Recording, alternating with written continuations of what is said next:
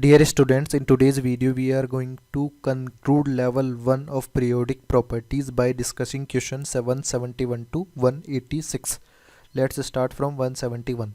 171 में हमें बोल रहा है which of the following compound has a negative enthalpy of solution, यानी नेगेटिव एंथैल्पी ऑफ सॉल्यूशंस की बात की जा रही है। तो हमारे पास एंथैल्पी ऑफ सॉल्यूशन को अपन यदि डिटरमाइन करते हैं तो हमारे पास लेट से KCl अपन मॉलिक्यूल ले लेते हैं। KCl सॉलिड फॉर्म में हमारे पास लेट से है, तो ये पहले हमारे पास किस में कन्वर्ट होगा, K plus gas plus Cl minus gas में। इसके बाद इन दोनों का अपने पास हाइड्रेशन होगा, यानी एनर्जी रिलीज होगी ड्यूरिंग हाइड्रेशन, और ये दोनों किस में कन्वर्ट हो जाएंगे, K प्लस एक्वस और हमारे पास Cl माइनस एक्वस। ये ओवरऑल प्रोसेस हमारे पास होगा। इस ओवरऑल प्रोसेस की जो एंथैल्पी चेंज होगा that is delta H solution, but यहाँ पर कंट्रीब्यूशन जो होगा वो होगा एक तो लैटिस एनर्जी ऑफ KCl और hydration energy of K plus and Cl minus. तो दो टर्म्स है, एक लैटिस एनर्जी का और एक हाइड्रेशन एनर्जी का, जिसमें से लैटिस एनर्जी जो है वो यहाँ पर रिक्वायर्ड एनर्जी होगी यानी पॉजिटिव वैल्यू होगी, और हाइड्रेशन एनर्जी जो है वो हमारे पास नेगेटिव होगी। तो अपने को यही पूछा गया है कि नेगेटिव एंथैल्पी ऑफ सॉल्यूशन किसकी ज़्यादा होगी। यहाँ पर मोर ऑप्शन और होना चाहिए था, more negative enthalpy of solution, यानी सबसे ज़्यादा हाइड्रेशन एनर्जी अपने को पता करना है किसकी होगी। तो सभी में अपन देखें K प्लस तो कॉमन है, इसके बाद में फ्लोरीन, क्लोरीन, ब्रोमीन और आयोडीन। टॉप टू बॉटम यदि अपन जाएंगे तो साइज हमारे पास क्या होगा, इंक्रीज होगा।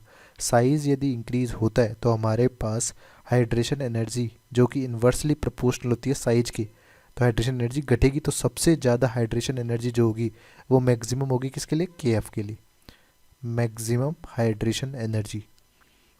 इसलिए सबसे ज़्यादा नेगेटिव एंथैल्पी ऑफ सॉल्यूशन जो टर्म है वो किसके लिए होगा, KF के लिए। इसलिए ऑप्शन सी हमारा करेक्ट आंसर है। नेक्स्ट है 172। इसमें बोला गया amongst sodium halide NaF, NaCl, NaBr, NaI, NaF has the highest melting point.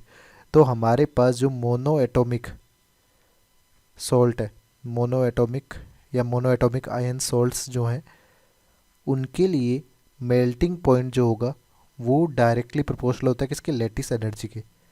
और हमारे पास लैटिस एनर्जी जो होती है डायरेक्टली प्रोपोर्शनल होती है चार्ज की और इन्वर्सली प्रोपोर्शनल होती है साइज की। तो हमारे पास आप any fluorine minus, chlorine minus, bromine minus और आयोडीन माइनस में देखें तो सब पे चार्ज तो सेम है, बट साइज की बात करें यानी R माइनस की यदि अपन बात करें तो सबसे कम जो साइज होगी वो फ्लोरीन माइनस की होगी। फ्लोरीन, क्लोरीन, ब्रोमीन और आयोडीन सबसे कम हमारे पास यहाँ पर फ्लोरीन की साइज होने की वजह से लैटिस एनर्जी जो होगी वो सबसे ज़्यादा होगी। यहाँ पर अपन लैटिस एनर्जी रख दे तो सबसे ज़्यादा किसकी हो जाएगी, NaF की, देन हमारे पास हो जाएगा NaCl की, देन हमारे पास हो जाएगा NaBr, देन NaI। तो हमारे पास मैक्सिमम लैटिस एनर्जी होने की वजह से NaF का मेल्टिंग पॉइंट हाईएस्ट होता है, तो ऑप्शन सी करेक्ट आंसर है। फिर बोला गया among the following oxides which has the maximum lattice energy. तो हमने को यहाँ पर यही देखना है, मैग्नीशियम 2 प्लस और O2 माइनस, ये बनेगा तो मैग्नीशियम हो गया यानी बेरिलियम, मैग्नीशियम, कैल्शियम, स्ट्रोंशियम और बेरियम। तो टॉप टू बॉटम यदि अपन जाते हैं तो हमारे पास क्या होगा, साइज बढ़ता है, रेडियस इंक्रीज होती है। रेडियस इंक्रीज होने के साथ साथ अपन यहाँ पर देखेंगे कि मैक्सिमम लैटिस एनर्जी जो फैक्टर है वो रेडियस की इन्वर्सली प्रोपोर्शनल है, तो सबसे कम रेडियस जो है वो किसकी है, मैग्नीशियम की, अमोंग ऑल द ऑप्शंस। तो यहाँ पर लैटिस एनर्जी क्या हो जाएगी, हाईएस्ट हो जाएगी, हाईएस्ट लैटिस एनर्जी। तो ऑप्शन ए हमारा करेक्ट आंसर है। नेक्स्ट है 174। इसमें बोला गया which of the following compound has a positive, या आप कह सकते हो more positive enthalpy of solution. तो यहाँ पर हमारे पास जो डेल्टा एच सॉल्यूशन है, ये क्वेश्चन अपन ने 171 में भी देखा है, तो वहाँ पर किसी भी सॉल्ट का जैसे LiF का अपन किस में कन्वर्जन करेंगे, लिथियम प्लस एक्वस और फ्लोरीन माइनस एक्वस। तो इसमें दो स्टेप्स आएंगे, पहले हमारे पास लैटिस एनर्जी वाला पोर्शन आएगा, फिर आएगा हाइड्रेशन एनर्जी। तो लैटिस एनर्जी जो टर्म होता है वो हमारे पास रिक्वायर्ड एनर्जी होगी, सॉलिड से पहले गैसियस आयंस में कन्वर्ट होगा, फिर वो सॉल्यूशन फॉर्म में जाएगा तो रिलीज्ड एनर्जी हमारे पास हाइड्रेशन एनर्जी होगी। तो अपने को पूछा गया कि पॉजिटिव वाला टर्म हमारे पास ज़्यादा किस में होगा, ठीक है। यहाँ पर आप लिख सकते हैं मोर पॉजिटिव एंथैल्पी। तो लैटिस एनर्जी हाई पूछी गई, तो लैटिस एनर्जी के लिए अपने पास वही चीज़ है कि चार्ज की डायरेक्टली प्रोपोर्शनल है बट इन साइज के इन्वर्सली प्रोपोर्शनल है। तो यहाँ पर हमारे पास साइज़ जो होती है वो F माइनस की सबसे कम होगी, मिनिमम साइज। मिनिमम साइज होने की वजह से इसकी जो लेटिस एनर्जी है वो हाईएस्ट होगी, हाईएस्ट लेटिस एनर्जी। तो हमारे पास पॉजिटिव एंथैल्पी ऑफ सॉल्यूशन सबसे ज़्यादा किसका होगा, ऑप्शन ए हमारा करेक्ट आंसर हो जाएगा। फिर बोला गया Born Haber cycle can be used to estimate. तो बोर्न हेबर साइकिल में आप देखिए, जैसे कि हमारे पास अपन ने Na solid plus half Cl2 gas से क्या बनाना है, NaCl का 1 मोल बनाना है। तो यहाँ पर पहले क्या होगा, Na सॉलिड से Na गैस में बनेगा, तो यहाँ पर हमारे पास सब्लिमेशन एनर्जी रिक्वायर्ड होगी। फिर हमारे पास Na गैस से Na प्लस गैस कन्वर्ट होगा, तो यहाँ पर आयोनाइजेशन एनर्जी रिक्वायर्ड होगी। फिर यहाँ पर अपने पास क्या हो रहा है, पहले तो बॉन्ड डिसोसिएशन एनर्जी अपने पास हुई, इसमें क्लोरीन अपने पास मिल गया। फिर यहाँ पर इलेक्ट्रॉन एफिनिटी रिक्वायर्ड होगी, क्लोरीन माइनस बना। अब इन दोनों का कम्बिनेशन आप जब करेंगे तो हमारे पास NaCl सॉलिड बनेगा और यहाँ पर लेटिस एनर्जी चाहिए होगी। तो यहाँ पर अपन जो जो टर्म्स हैं उनमें से कोई सी भी टर्म को कैलकुलेट कर सकते हैं यदि गिवन नहीं हो तो, क्योंकि हमारे पास जो डेल्टा H है टोटल, वो हमारे पास समेशन होगा इन सभी एनर्जीज़ का अकॉर्डिंग टू हेस लॉ। तो delta H sublimation plus ionisation energy plus delta H bond dissociation energy plus electron affinity plus lattice energy. तो अपने पास लेटिस एनर्जी अपन कैलकुलेट कर सकते हैं। इलेक्ट्रॉन नेगेटिविटी फैक्टर अपन देख सकते हैं इसमें होता है नहीं होता, तो यहाँ पर इलेक्ट्रॉन गेन एंथैल्पी तो कैलकुलेट कर सकते हैं। इलेक्ट्रॉन नेगेटिविटी का यहाँ पर कोई टर्म नहीं दिया हुआ है, तो लेटिस एनर्जी और इलेक्ट्रॉन गेन एंथैल्पी अपन कैलकुलेट कर सकते हैं, इसलिए डी ऑप्शन हमारा करेक्ट आंसर होगा।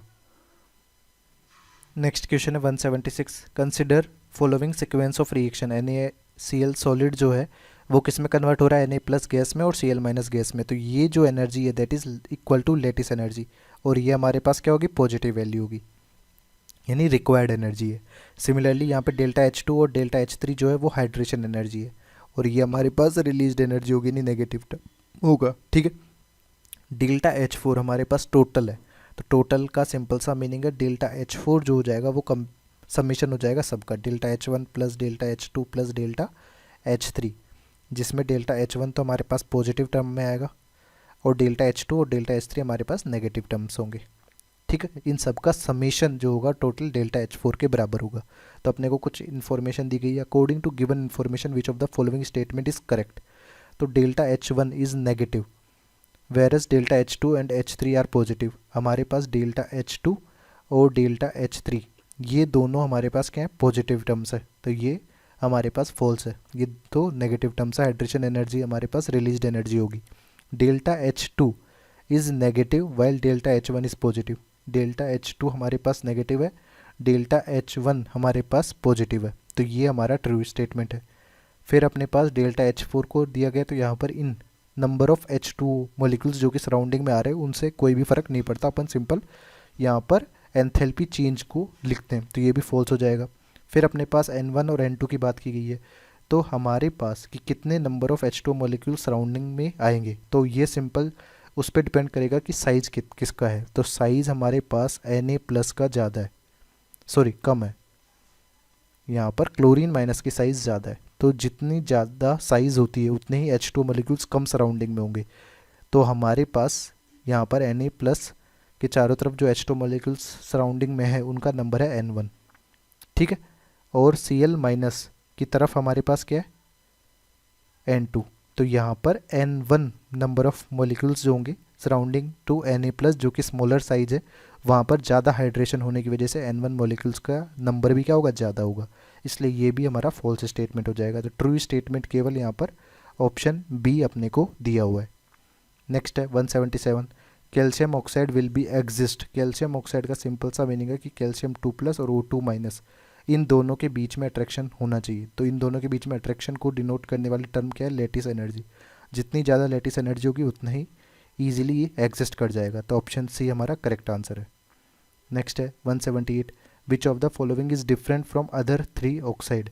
तो यहाँ पे टिन, जिंक और PbO इन तीनों ऑक्साइड के बारे में अपन देखें तो ये आपको ध्यान होना चाहिए कि यह एम्फोट्रिक ऑक्साइड है, और जो मेटालिक ऑक्साइड्स होते हैं लाइक MgO ये हमारे पास बेसिक ऑक्साइड है। तो डिफरेंट बिहेवियर यहाँ पर हमारे पास कौन सा आ रहा है, ये वाला। तो ऑप्शन ए करेक्ट आंसर है। फिर बोला गया सेलेक्ट द एम्पोट्रिक सब्सटेंस। तो यहाँ पर हमारे पास एल्यूमिनियम के ऑक्साइड ले लो या हाइड्रोक्साइड ले लो, ये सारे के सारे क्या होते हैं, हमारे पास एम्पोट्रिक नेचर के होते हैं, इसलिए ऑप्शन डी करेक्ट आंसर हो जाएगा। SO3 और CO2 की बात करें तो ये नॉन मेटल ऑक्साइड से यानी एसिडिक ऑक्साइड से, और NaOH हमारे पास एक मेटल हाइड्रोक्साइड है यानी ये बेसिक नेचर का हो जाएगा। तो एम्पोट्रिक हमारे पास वो होते हैं जो एसिड और बेस दोनों से रिएक्ट करें, तो AlOH का होल थ्राइस हमारा करेक्ट आंसर होगा। नेक्स्ट है 180। इसमें बोला गया which of the following compound is most acidic. तो सारे के सारे हमारे पास नॉन मेटल्स के ऑक्साइड हैं, तो इनमें ऑक्सीडेशन स्टेट देख लेते हैं।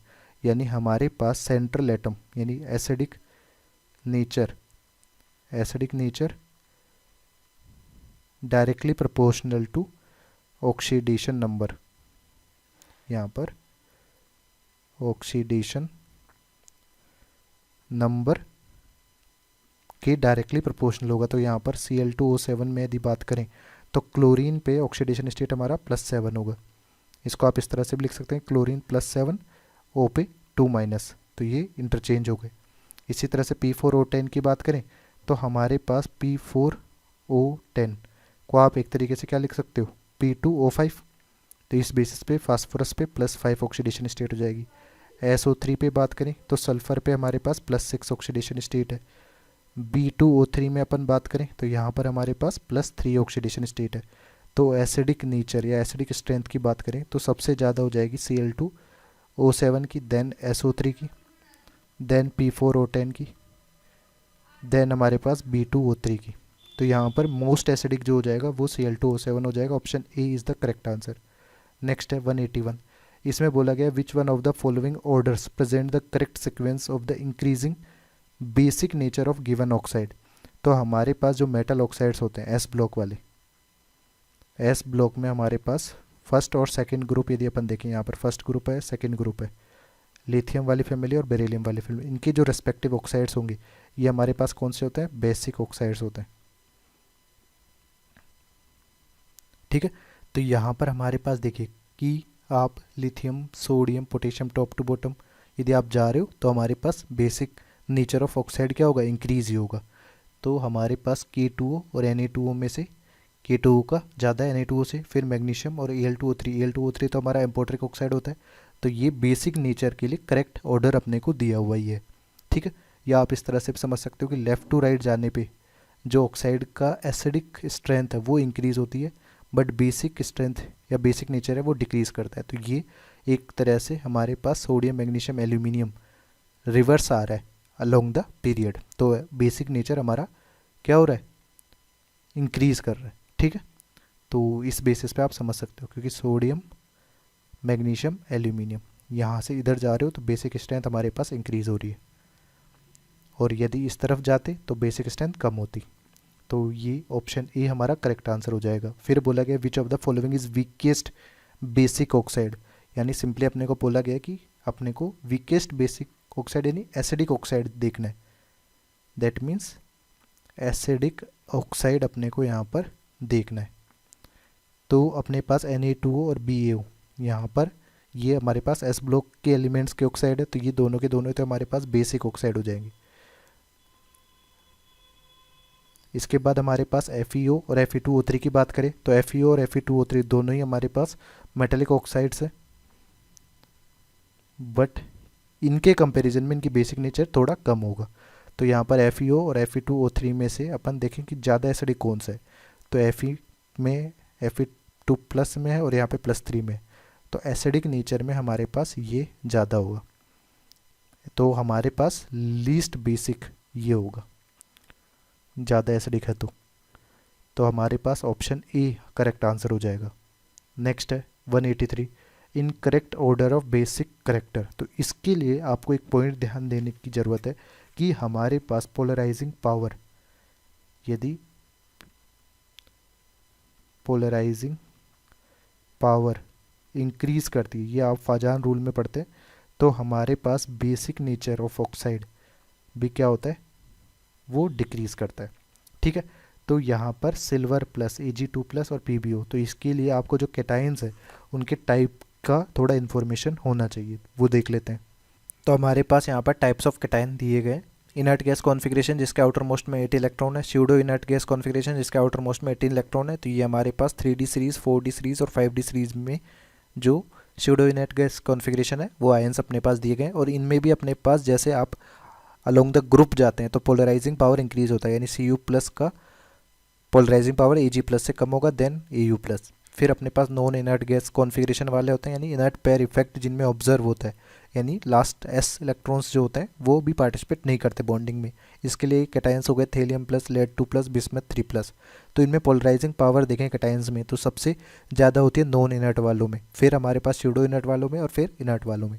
तो इस बेसिस पे अपन देखें यहाँ पर फर्स्ट ऑप्शन जो दिया गया ए, यहाँ पर Ag प्लस कैटायन है और यहाँ पर Pb2 प्लस कैटायन है। तो इसमें पोलराइजिंग पावर की यदि मैं बात करूं तो पोलराइजिंग पावर किसकी ज़्यादा होगी, Pb2 प्लस की ज़्यादा होगी कंपेयर टू Ag प्लस। तो पोलराइजिंग पावर ज़्यादा होने की वजह से जो बेसिक नेचर होगा वो कम होगा। यहाँ पे PbO और Ag2 में से बेसिक नेचर या बेसिक स्ट्रेंथ अपने पास बोले तो ये करेक्ट ऑर्डर अपने पास दिया हुआ है, पर अपने को इनकरेक्ट देखना है। इसी तरह से मैग्नीशियम और जिंक में कंपैरिजन करेंगे तो मैग्नीशियम हमारे पास मैग्नीशियम 2 प्लस जो कि इनर्ट गैस कॉन्फ़िगरेशन है और इसमें जिंक 2 प्लस जो स्यूडो इनर्ट गैस कॉन्फ़िगरेशन है। तो मोर पोलराइजेशन या मोर एक तरीके से पोलराइजिंग पावर है यहाँ पर, इसलिए हमारे पास ZnO की जो बेसिक स्ट्रेंथ होगी वो कमी होगी, तो ये भी करेक्ट है।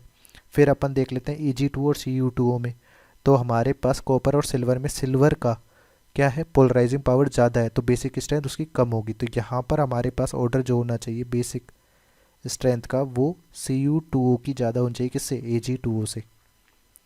बट ये अपने को ऑर्डर यहाँ पर दिया हुआ नहीं है तो ऑप्शन डी हमारा इनकरेक्ट होगा। यहाँ पर अपन देखें तो Al2O3 जो है हमारा एम्पोट्रिक नेचर का होता है, ये हमारा एम्पोट्रिक नेचर का है। और हमारा Fe2O3 बेसिक नेचर का, तो बेसिक स्ट्रेंथ इसकी डेफिनेटली किससे ज़्यादा होगी, Al2O3 से होगी। तो ये भी ट्रू स्टेटमेंट है, केवल इनकरेक्ट स्टेटमेंट हमारे पास Ag2O का दिया हुआ है। Ag2O is greater than Cu2O, option D correct answer हो जाएगा यहाँ पर। फिर बोला गया which of the following set of hydroxide is amphoteric, तो हमारे पास बेरिलियम एंड जिंक इन दोनों के ऑक्साइड्स एंड हाइड्रोक्साइड्स यहाँ पर क्या होंगे, यहाँ पर क्या होंगे एम्पोट्रिक कंबाइंडली यदि दिए हुए। तो एल्यूमिनियम के भी, इसको एल्यूमिनियम भी यहाँ पर कंसिडर कर सकते हैं। तो अपने पास कंबाइंडली देखिए तो यहाँ पे लिथियम OH ये तो बेसिक हो जाएगा, यहाँ पर हमारे पास बोरोन ये मेटल नॉन मेटल हाइड्रोक्साइड हो जाएगा एसिडिक नेचर यहाँ पर। इसके बाद में सारे के सारे सेट अपने पास एम्पोट्रिक होने चाहिए, तो वो केवल ऑप्शन डी में मिल रहा है बेरिलियम और जिंक। तो ऑप्शन डी हमारा करेक्ट आंसर है, ठीक है। नेक्स्ट है 185, इसमें हमें क्या बोला गया है, an element x which belongs to the first short period जो कि हमारे पास सेकेंड पीरियड होता है, has the outer electronic configuration NS2 NP1, यानी हमारे पास अपन 2s2 2p1 की बात करें तो ये 1s2 2s2 2p1 यानी ये बोरोन आ गया। तो बोरोन के लिए अपन स्ट्रक्चर ड्रॉ करेंगे तो आउटर मोस्ट में 3 इलेक्ट्रॉन्स है, यानी B3 प्लस और O2 माइनस। तो यहाँ पर हमारे पास बन जाएगा B2O3।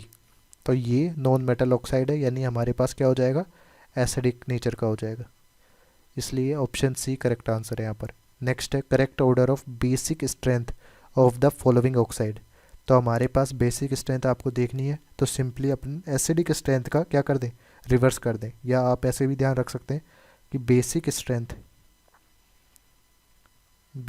स्ट्रेंथ जो हो जाएगी वो इन्वर्सली प्रोपोर्शनल हो जाएगी ऑक्सीडेशन स्टेट के, कि ऑक्सीडेशन स्टेट जितना ज़्यादा होता है उतना एसिडिक स्ट्रेंथ बढ़ती है एक तरीके से ऑक्साइड की।